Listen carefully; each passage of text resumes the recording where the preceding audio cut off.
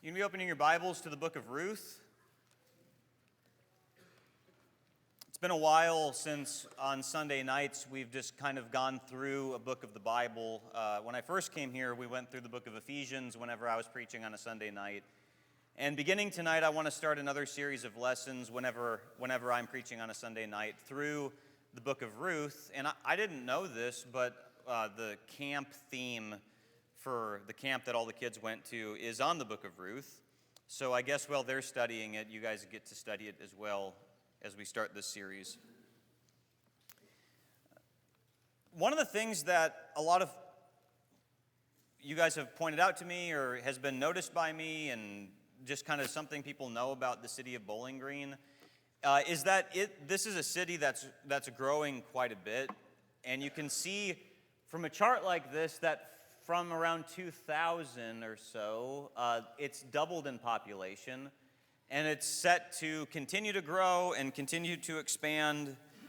And many of the people that have moved here have come from other countries, with Bowling Green being a refugee town. And you'll also see license plates from Florida, New York, Pennsylvania, California. There's a wide range of places in which people are moving into this area. And I know that sometimes when people live and have lived in a certain area for a long time, they don't really like that their city's changing. They don't like that there's people coming from other places, possibly changing the culture of the place that they live in. Can you imagine what it would have been like for Ruth the Moabite to move into Bethlehem? The Moabites came about from the incestuous relationship that Lot had with his daughters when they got him drunk. And the Moabites also were antagonistic towards the Israelites when they were traveling around in the wilderness in Numbers chapter 21. And so for a city to receive somebody like this would have probably had some challenges to it. But maybe what the people of Israel didn't know is that they needed somebody like Ruth to live in their midst.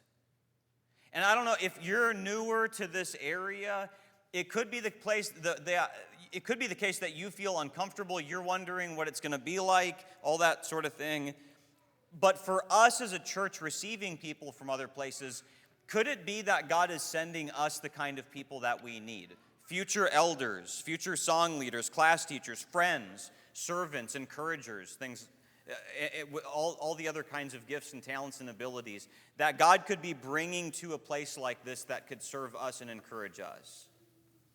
How is it that Ruth ever got to a point where she moved to this place that ended up seeming to embrace her in a good kind of way? At least there were some people that she met that were really good to her.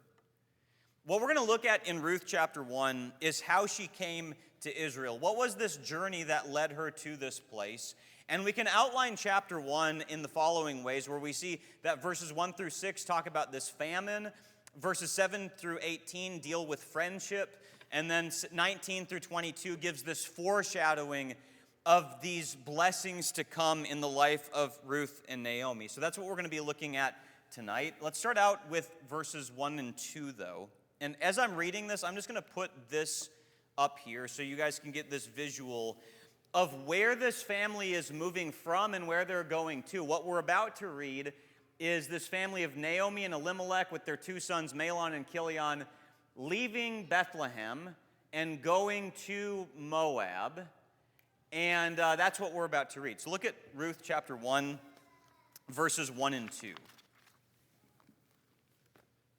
In the days when the judges ruled, there was a famine in the land, and a man of Bethlehem in Judah went to sojourn in the country of Moab, he and his wife and his two sons. The name of the man was Elimelech, and the name of his wife Naomi, and the names of his two sons were Mahlon and Chilion. They were Ephrathites from Bethlehem in Judah. They went into the country of Moab and remained there. The book of Ruth opens up with the three words, in the days. There's only one other book in the Old Testament that begins with that kind of phrasing, and that is the book of Esther. In the days of Ahasuerus, king of Persia. And so there's these two books that are oftentimes studied together that both open up in a similar kind of way. And there's a lot of contrasts and comparisons that you could make between the two books. Let me just throw some of them up there for you as we begin looking at the book of Ruth. Ruth was a Gentile, but Esther was a Jew. Ruth was a Gentile living among Jews, but Esther was a Jew living among Gentiles. Ruth married a Jew, but Esther married a Gentile. God is mentioned in the book of Ruth, but God is not mentioned in the book of Esther, at least overtly. There's veiled ways that God is brought up in the book of Esther, but in Ruth, he's mentioned many times. And with all these contrasts, and there's more that we could put up here, both Ruth and Esther, books of the Bible named after women, and the Bible's a book that a lot of people think is sexist, it's against women, but then there's two books of the Bible named after women. Both Ruth and Esther were critical to the bloodline of Christ. Ruth ends up being one of the mothers of Jesus in the genealogy, and it was Esther, through her bravery to go to King Xerxes or King Ahasuerus, that causes the nation to be spared so they're not all obliterated. And so both Ruth and Esther are part of the culminating story of bringing Christ into the world, but that's part of what we get in the days. Well, in the days of what? When the judges ruled. Dark, dark days for the Israelites, where the book ends by saying everyone did what was right in their own eyes. There was no king to guide them and lead them, no earthly king anyways. And wedged into this time where in the judges themselves get worse and worse and worse. Somewhere in this time period of the book of Judges, you've got this bright spot with Ruth, a worthy woman, marrying Boaz, a worthy man. They're both called worthy in this book in chapter 2, verse 1, and in chapter 3, verse 11. But maybe the fact that the book opens up by telling us this was happening during the days that the judges ruled explains to us why there's this famine. In Bethlehem, which the town of Bethlehem means city of bread, or town of bread, there is no bread there. And so this causes Elimelech, Naomi, Mahlon, and Chilion. And by the way, the names Mahlon and Chilion mean sick and dying or something like that. It'd be like naming your kid Delta and Rona or something. I'm trying to remember of all the different variants of COVID. But I think they're named after their death as a way of saying they were living in a time where there was sickness, there was disease, people were dying. But why would there be this famine during this time period when the judges ruled? It was during the time of the judges where the Israelites would continue to detach themselves from God. They would worship false gods. They would stop worshiping the Lord. And Moses promised this to the nation of Israel in Deuteronomy 11, verses 16 and 17. Take care lest your heart be deceived and you turn aside and serve other gods and worship them. Then the anger of the Lord will be kindled against you, and he will shut up the heavens so that there will be no rain, and the land will yield no fruit, and you will perish quickly off the good land that the Lord is giving you. God says through Moses that if you guys don't worship the Lord, you're not going to have the sustenance that you need. And so this is simply God keeping his promises, I think, what we see when we compare these other passages. But what would the application for us be today with this? Have you ever experienced a spiritual famine? Have you ever felt like you had no meaning in life, no hope in life? Jesus would say things like this in John 6:48, I am the bread of life, or in John 7:37, if anyone thirsts, let him come to me and drink. We live in a world filled with people that just don't believe that Jesus is the source of true nourishment. They look for illicit relationships. They look for some kind of hobby that may not be inherently sinful and put these things above God. And then you ask people questions like, hey, are you satisfied in the things that you're trying to seek? Are these things really giving you meaning and purpose in life that nothing could take away? How are you doing with that, by the way? Have you found that in your life, you've not been serving God like you should be? God's not been your priority. What you do is you kind of punch your ticket by coming here a couple times a week, but during the week, God's not really your greatest passion. And if you think deeply enough about it, you realize that I don't really have true life.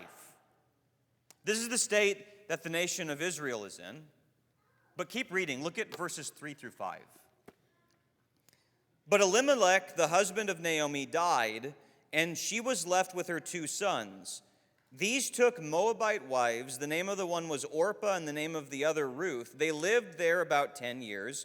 Both Mahlon and Chilion died, so that the woman was left without her 2 sons and her husband. Without getting really any details about this or not, and not even, the text isn't even telling us, was it sinful that they moved to Moab? And there's speculation that people have on that. But Elimelech is eliminated, and then you've got Mahlon and Chilion, who both die as well. It doesn't tell us how that happens, but the focus ends up being on Naomi. Can you imagine being Naomi here? Your husband dies, the man that's supposed to take care of you is no longer there, and then your 2 sons who would take that role are also now dead, leaving you with 2 daughters-in-law. And so far what we have in this book is 1 famine, 3 deaths, and 10 years. Do you know how quickly things can be taken away from your life? If I'm holding this clicker here, let's say that somebody wanted to come and get the clicker from me, and I was holding it as tightly as I could. And Wes comes up here and he starts wrenching it away from me because he's just sick of this sermon. And so he wrenches it away, and he gets it, but in the process, maybe some of my fingers break because I'm holding onto this so tightly.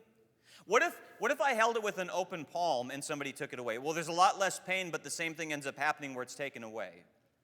Think about all the things that you want in life. What was it that Naomi wanted in life when they moved to the area of Moab? There are certain things that you want in your future. You want a spouse, you want to be educated, you want to have a job. There's all these things that you would like to have. Are you holding these things with a closed palm where God might say, I'm sorry, but there needs to come a time where that's taken away from you? And if you're holding it in this kind of way, it's going to hurt you a whole lot more. But if you live your life acknowledging that the Lord can give and the Lord can take away, it's probably going to help you deal with some of those difficulties that may come into your life. Look at how quickly all of these things evaporate in the life of Naomi, and you're wondering, how is God going to take care of this woman? Keep reading, though, and look at verse 6. Then she arose with her daughters-in-law to return from the country of Moab, for she heard in the fields of Moab that the Lord had visited his people and given them food. The first time in the book that we read about the Lord sets in motion the reversal of these tragedies that we've seen so far. The first 5 verses of the book are the most tragic. And beginning in verse 6 through chapter 4, verse 22, is this reversal process, and it begins with Naomi. It seems like she's out in the fields of Moab, and she hears some people chatting and talking about what's happening. The Lord has visited his people and brought bread to his people. And this is going to set in motion her going back, initially with her 2 daughters-in-law, but that's the first part of the first chapter, is you see this famine, and you start to see this glimmer of hope that God is going to reverse the situation. From verses 7 to 18, you start to see this friendship that Naomi and Ruth develop, but it begins with one person departing. Look at verses 7 through 15 of Ruth chapter 1. So she set out from the place where she was with her 2 daughters-in-law, and they went on the way to return to the land of Judah. But Naomi said to her 2 daughters-in-law, "Go, return each of you to your mother's house. May the Lord deal kindly with you, as you have dealt with the dead and with me. The Lord grant that you may find rest, each of you in the house of her husband." Then she kissed them, and they lifted up their voices and wept. And they said to her, "No, we will return with you to your people." But Naomi said, "Turn back, my daughters. Why will you go with me? Have I yet sons in my womb that they may become your husbands? Turn back, my daughters. Go your way, for I am too old to have a husband. If I should say I have hope, even if I should have a husband this night and should bear sons, would you therefore wait till they were grown? Would you therefore refrain from marrying? No, my daughters, for it is exceedingly bitter to me for your sake that the hand of the Lord has gone out against me." Then they lifted up their voices and wept again, and Orpah kissed her mother-in-law, but Ruth clung to her. And she said, "See, your sister-in-law has gone back to her people and to her gods. Return after your sister-in-law." Try to imagine when they're headed out to Bethlehem. And some people will debate, is this just a kind of a courtesy, or they're bringing their mom outside the city and then they're planning on returning anyways? It seems more like they're actually all headed out to Bethlehem. And Naomi has to try to tell her two daughters-in-law, you go back and return with your own people. And her reasoning here, though there might be some things that are misguided about her telling them go back to your gods and to your family and everything, you see that there's at least some genuine concern for her daughters-in-law. Turn back. I'm not pregnant. I don't have a kid right now that you can marry. Would you really wait for them anyways? There's really no hope for me to be able to provide you another son to marry. Why would this be a concern? Is because if I don't have any sons for either of you to marry, you're not going to get the inheritance in the land because you're not married to any. So if you come with me, there's literally nothing that I can offer you. There's nothing that I have to give you whatsoever. And at these words, Orpah kissed her mother-in-law, a goodbye kiss, and Orpah falls off the pages of Scripture. We're going to see in just a moment that this is when Ruth shows her loyalty and her devotion. But have you ever, I remember one time when I was in Minnesota and somebody began a sermon. There was a guest preacher that we had, and he began a sermon by talking about 10 people in the Bible that I'm shocked you don't remember. And he just started going down the list of 10 different guys, and all of us were like, we don't know who these people are. Palti was one of them. And then the bottom line of it was, these were the 10 guys that were the faithless spies. How many of you remember Joshua and Caleb? Can anybody here name or remember the 10 faithless spies? Any of them? But we remember Joshua and Caleb. We remember Orpah because the misspelling of her name is Oprah. And so there you go. But that's why she falls off the pages of Scripture here. She could have been the one that was the one in chapter 2 that does all this stuff with Boaz and ends up marrying and becoming in the lineage of Christ. But if you want a sense of a legacy, if you want to be remembered by God, the kind of people that are remembered by God are the people that go forward making a hard decision, a decision that's going to get me out of my comfort zone. And those are the people that we honor. Those are the people that we acknowledge. Those are the people whose funerals are the ones more people are weeping at. Look what happens, though, with Ruth. Look at verses 16 through 18. But Ruth said, do not urge me to leave you or to return from following you. For where you go, I will go, and where you lodge, I will lodge. Your people will be my people, and your God my God. Where you die, I will die, and there I will be buried. May the Lord do so to me, and more also, if anything but death parts me from you. And when Naomi saw that she was determined to go with her, she said no more. This very famous, extraordinary words that Ruth is saying here to Naomi.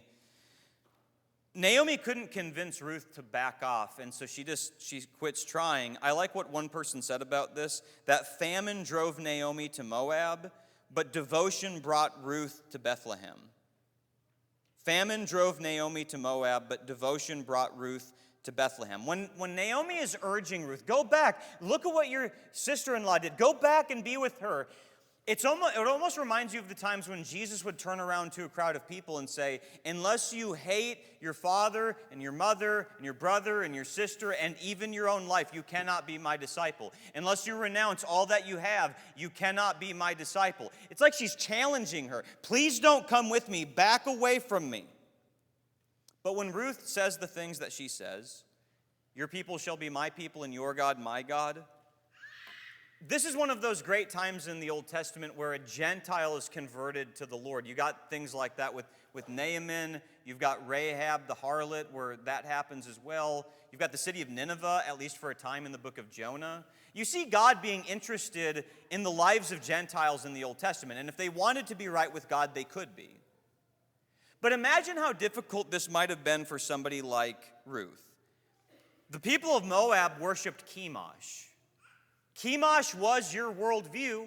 You worshiped Chemosh, and Chemosh would take care of your people. You would pray to him, and the blessings would come down. And now she is having a reorientation of what she's going to worship and how she's going to worship that. And there's all kinds of things to say about that, but I want to zero in on one particular part of what she says here in verse 16. It's not just that she says, your God will be my God. She also says, your people shall be my people. Do you understand that this is a package deal? She's not being a Lone Ranger fearer of God. She understands that if I'm going to accept God, I also have to accept his people. So all of us in this room right now would say, yeah, Jesus is my God. That's the one that I worship. And you're sitting next to Jesus' people too. Do you have the right to say, that's my God, but I hate these people? We are each other's tribe. We are each other's people because the Lord is the one that's put us into the same family with one another. And Ruth's name means friendship. And from her, you can see what real friends do, united by the same God, but now we have this horizontal relationship. Proverbs 17:17 says, a friend loves at all times, and a brother is born for adversity. Do you want to know how you know if you have a real friend? They're there for you at all times. When you're crying, when you're happy, they can rejoice with you when you rejoice. They're genuinely happy for you when things go well for you. And when things are not going well for you, they're not just, oh, I only want to be around people with positive vibes. I don't want to be around anybody that's crying. They're actually there for you in moments like that as well. Now, can you think about so often when people talk about friendship, they go, well, I would like to have a friend like that. Okay, cool. That's great if you want a friend like that. It's awesome if you have one. Flip it and ask yourself this question. Are you this kind of friend to anybody?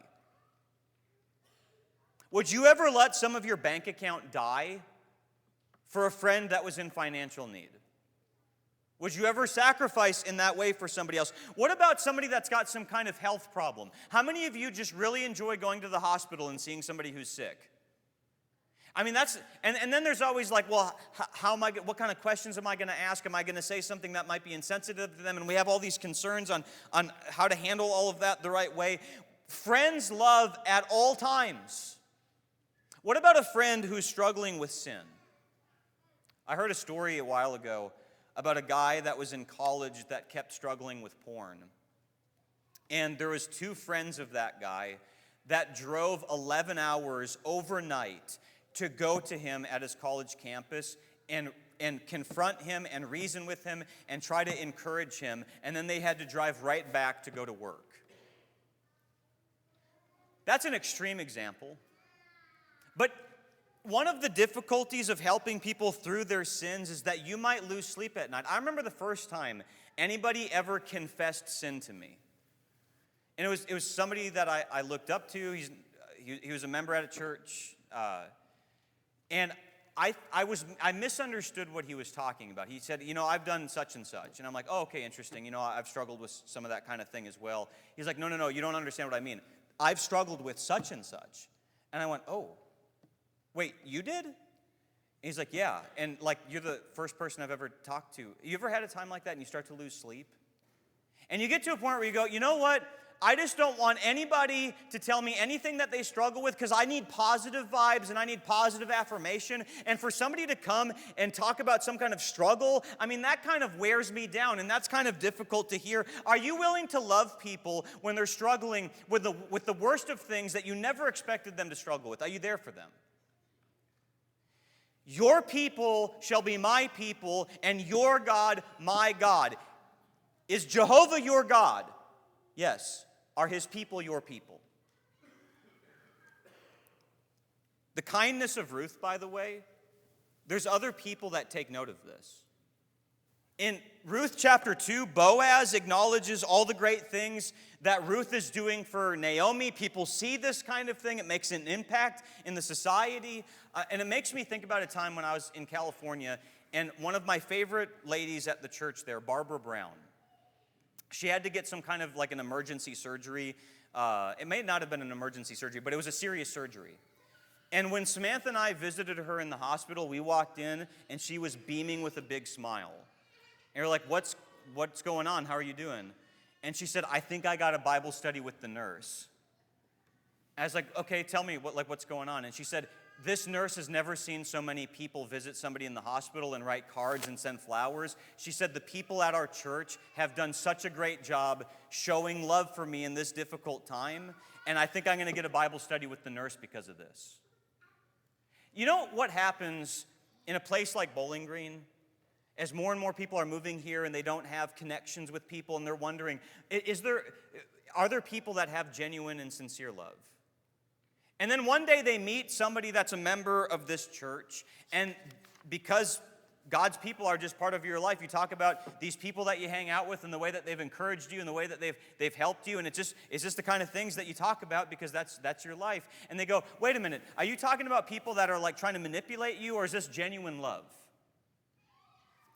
One of the things that you see in the book of Acts is that the Christians took care of each other, and then the watching world would see that, and they would admire the fact that these people loved each other in this way. Do you remember what Jesus said in John 17? The world will know who my disciples are if they have love for one another. Of all the different apologetics and arguments that we could use to prove to people who the real disciples are, and if Jesus really came from God, like Jesus says in John 17, he says that if you guys love one another and have unity with one another, it'll prove to the world that I'm from God. So how about we want to try to prove that God is real, the Bible's true? Here's 6,000 reasons to believe in the Bible. Here's 7,000 reasons why God exists, and those are all great. But do you know what else God left us? As a living, breathing, walking argument that he really came from God is how we love each other. Notice then what happens towards the end of this chapter. Look at chapter 1, verses 19 through 21. So the two of them went on until they came to Bethlehem. And when they came to Bethlehem, the whole town was stirred because of them. And the women said, is this Naomi? She said to them, do not call me Naomi. Call me Mara, for the Almighty has dealt very bitterly with me. I went away full, and the Lord has brought me back empty. Why call me Naomi when the Lord has testified against me, and the Almighty has brought calamity upon me? Can you imagine, as verse 19 says, the two of them went on until they came to Bethlehem? What was that journey like for Ruth? I mean, what kind of questions could she be having in her mind? Are these people going to accept me? Because, you know, it was in Judges chapter 3 when the Moabites subjected these Israelite people, and now here am I coming to be with these people. You know, and we've been hostile to the Israelites. Are these people going to embrace me? Are they going to accept me? And then when they get into the town, nobody really initially pays attention to Ruth, but they're asking the question, is this Naomi? You know, if you ever live in a small town and everybody knows everybody's business, and here's Naomi after 10 years, and she's got a few more wrinkles, maybe some more gray hair, but that's her. And they're like all whispering, is this Naomi? Is this Naomi? I don't know what this looked like, but I imagine maybe people are kind of whispering to each other, and in my mind, I just imagine her in the middle of a street with a bunch of people talking about her, kind of whispering, and then she just bursts out, don't call me Naomi, which means pleasant. Instead, call me Mara, which means bitter. The Almighty has dealt bitterly with me. When we left this place, I was full of a family, and now I've returned completely empty. And I think we can learn from Naomi something about lament. I like what Paul Miller describes lament to be. A lament grieves that the world is unbalanced. It believes in a God who is there, who can act in time and space. It doesn't drift into cynicism or unbelief, but engages God passionately with what's wrong. One of the kinds of literature in the Bible is lament. The book of Lamentations is obviously lament. Job chapter 3, when Job laments the day of his birth. There's Psalms that talk about it, Psalm 44, Psalm 88. And 2 times in Ruth chapter 1, you see Ruth lamenting. Do you notice that when Ruth laments and she talks about the Almighty dealing bitterly with me and these calamities coming upon me, at no point does lightning strike her for talking like this. What she's doing in the midst of her difficulties is she's acknowledging God. Now, in the text that we just read, she calls God the Almighty 2 times in verse 20 and in verse 21. This is a very impersonal name for God, an impersonal way of describing him. But she's still acknowledging that he's the one in charge of everything. So she's not where Paul is, where he can say, I can do all things through Christ who strengthens me. But where she's at is, she's saying, this is what God's done to me. This is what's going on in my life. I don't understand it, and it's frustrating. Just call me bitter. Is it okay to talk to God like that ever? You go read Psalm 88. You go read Psalm 44. You go read the book of Lamentations. You go read some of the things that the prophet Jeremiah said to God. And you will see that this kind of speech towards God as a lament to God, acknowledging that he can do something about this, but I don't understand this thing in my life. It's perplexing, and I just have to throw my complaints up to God. God receives prayers like that in Scripture. And when these people say, is this Naomi? Is this Naomi? And that's the talk of the town. And she says, quit saying that. Do you know what this lament gives birth to later on in the book? At the end of the book, and the people are talking about Naomi again, it says in Ruth chapter 4, verse 14, then the women said to Naomi, blessed be the Lord who has not left you this day without a redeemer. And in chapter 4, she doesn't bark back at them and say, quit saying that to me. She begins in lament, taking her cares and concerns, and she brings them to God. And at the end of the book, when people are saying pleasant things to her, she does not rebuke them. 1 Peter chapter 5, verse 7 says, casting all your anxieties on him because he cares for you. Have you ever had times in your life where there were perplexing things? You didn't understand how it was going to work out. You didn't understand why it was this way. It was some kind of diagnosis. It was some kind of thing that was looming in your future, and you didn't get it. Is it okay to go to God and say, God, I don't understand what's going on right now. I don't know why this is happening. I'm bitter right now. I'm struggling. I need your help. Please let me cast all my anxieties on you. And the reason I can do that is because I know that you care for me. When was the last time you lamented before God?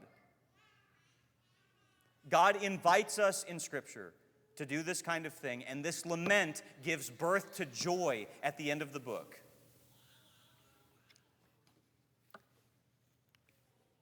Notice verse 22. Ruth chapter 1, verse 22. So Naomi returned, and Ruth the Moabite, her daughter-in-law, with her, who returned from the country of Moab, and they came to Bethlehem at the beginning of barley harvest. If chapter 1 begins with a famine, where we don't know how we're going to be taken care of, we're going to go here, we're going to go there, we don't know what's going on, and the chapter ends with God having this barley harvest. You know, remember when Ecclesiastes says that there's a time to be born and a time to die, there's a time to cry and there's a time to laugh. There's these different seasons that exist in life. And one observation you can make from that passage in Ecclesiastes chapter 3 is that if you're in a time of joy right now, get ready for times of sorrow in the future. But if you're in a time of sorrow right now, the season's going to change again one day, and you're going to have times of joy.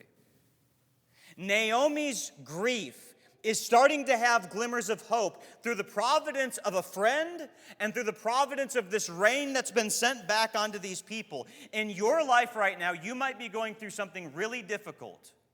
And it might be the case that God's got better things in store for you in your future. But we're not guaranteed that. Do you know what we are guaranteed, though, ultimately? There's ultimately a greater barley harvest. A place where there is no more death, there's no more famine, and we'll live forever being able to feed off of the lamb. Eventually, everything that's sad is going to become untrue. Eventually, and I know that sometimes people say this in a trite kind of way, when people say, it's going to be okay, it's going to be okay. Well, sometimes in this life, it's not going to be. But do you know what's ultimately going to be true? What is ultimately true, because Jesus rose from the dead, is that everything will be okay. There is a greater barley harvest. Both the true bread and the true friendship is found in Christ. He is the living bread. He is our friend. And the words that Ruth says to Naomi picture in a greater way Jesus' love for us. He lodged where we lodge. He died where we die, but he rose again from the dead. And his God is our God, and we will be with each other forever one day. Does anybody, though, need to return from their famine and come back to the harvest of God? Maybe you're here tonight and your heart has been far from God and it needs to get right again. We're about to sing a perfect song for this. Trust and obey. There's no other way to be happy in Jesus. You trust what he says, you obey him. He's the living water, he's the living bread. Anything else is famine. God can take you out of it, though, if you begin drinking and eating from him again. If there's anybody that has any needs, please come forward while we stand and while we sing.